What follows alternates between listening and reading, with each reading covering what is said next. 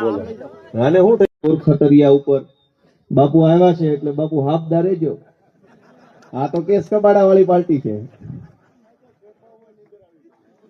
Case કબાડા વાળી party છે એટલે મારી નમ્ર વિનંતી છે કે આમાં અને આ બધા જમાદારો ઉભા છે. કાલ ઉપરથી કોકનો ફોન આવશે કે અમને ઉપરથી છે ભાઈ,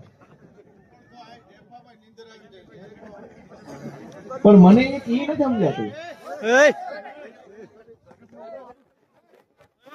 બોલો આને શું થઈ ગયું?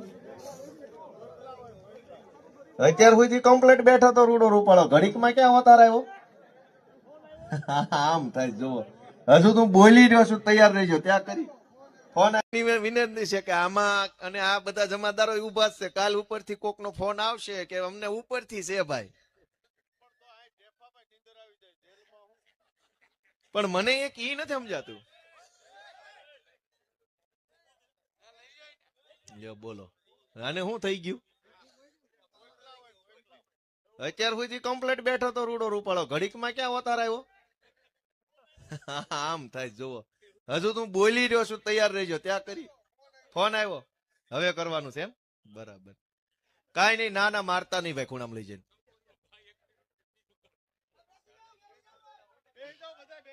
બે જાવ. આવું તો બધું દરેક સભામાં હાલે છે. બોલો લ્યો, ફેલ ગયું, નબળો માણા મોકલ્યો. આવાને હું મોકલવાના હોય?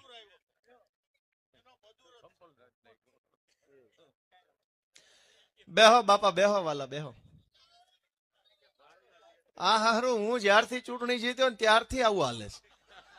જે ગામમાં સભામાં જાણ ને એક આવો બેઠો હોય. મને એ નથી સમજાતું કે ભાઈ અમે હું એવું ખોટું કામ કરી નાખ્યું છે કે તમે અમારી સભામાં આ ધંધા કરો છો? ભાઈ ખોટું કરનારા હું નથી કર્યું, કેટલું ખોટું નથી કર્યું એ બધા જ ભાજપમાં બેઠા છે. અમારી સભામાં આવીને કોક પ્રશ્ન પૂછી જાય, કોક સપલા મારી જાય, કોક પાણકા મારી જાય. આ શું હાલે છે? તમે વિચાર કરો. મને એમ લાગે છે કે આ લોકોથી જીરવાતું નથી. આવા હાથ